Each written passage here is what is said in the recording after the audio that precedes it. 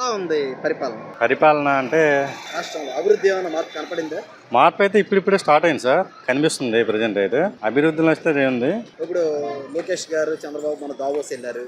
మన మోడీ గారు శంకుస్థాపన కూడా చేశారు. పరిశ్రమలు ఇవన్నీ చూస్తుంటే ఏమనిపిస్తుంది? అంటే చేంజింగ్ అయితే ఇమీడియట్ గా కనిపించదు సార్. ఇప్పుడు ఏదైనా సరే ఒక ఫ్యాక్టరీ కావాలంటే ఫస్ట్ పునాదుల నుంచి అవ్వాలి. ఇప్పుడు పునాదుల వరకు అంటే గ్రౌండ్ వర్కింగ్ అనేది మనకి అవుతుందని నేను గట్టిగా నమ్ముతున్నాను.